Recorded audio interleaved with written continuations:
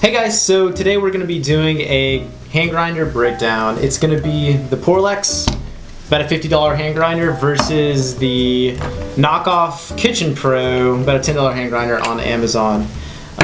It also comes named various different things. If you search hand grinder on Amazon, about 100 of these guys pop up, ranging between $7 to $20. It's all the same crap, but we're going to be comparing cheapo version versus the real deal Porlex.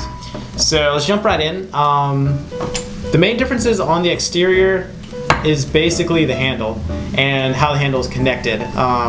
So you can see here on the Porlex, it's got kind of this straight bolt right here. It feels really firm when you're grinding. Doesn't really wiggle too much. The handle, I mean, standard. Not too much going on with the handle. As far as the Kitchen Pro goes, kind of this little hex nut looking deal. I bet you $1 million it strips super easily whenever you're using this over a couple months. So I bet you this thing is useless after a few months. But we'll see. I've only had this for a couple weeks now. Used it a few times. But besides that, on the exterior, they're about the same. There's a little window here. There's not on the Porlex. That's about the main difference. So what I'm going to do is speed up, break down these, and then we're going to look on the inside and see what we've got.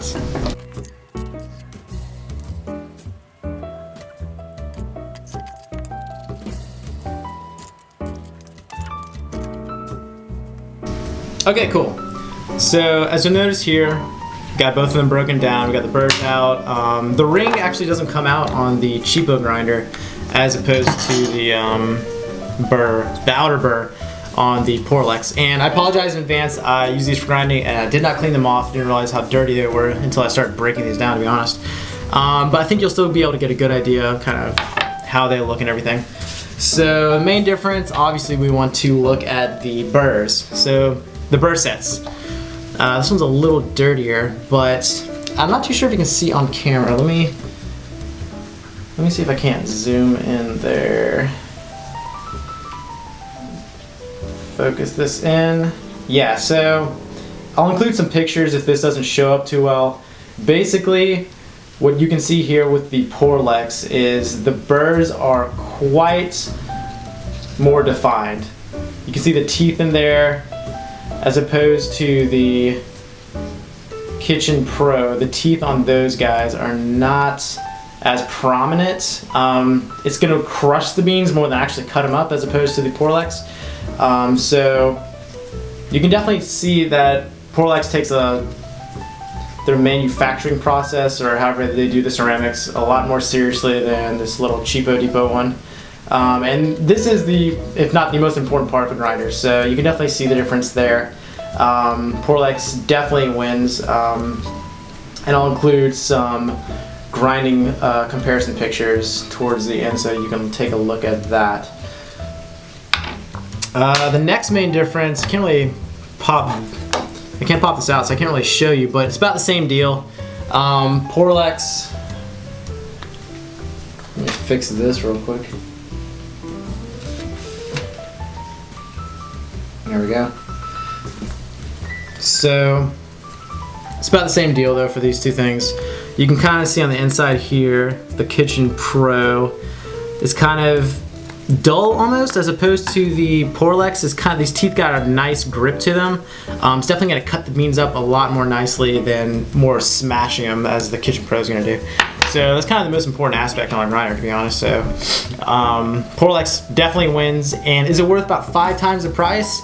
I mean, if you're serious about coffee and the grind size, I would say yes. If you're just kind of a casual coffee drinker, it's not that big of a deal to you, then, you know, this will do you well. But again, the little bolt on here is going to strip after a while, so you got to be careful.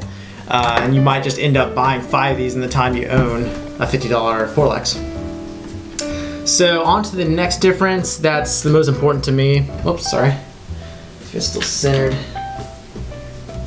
Is basically, let me put this back on for you so I can show you what I'm talking about.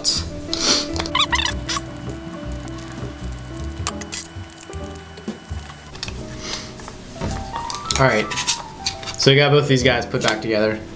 So basically, when adjusting the Porlex, there's a very defined clicking noise and feel to it whenever you're making your adjustments. So you know exactly how many clicks you are from 0.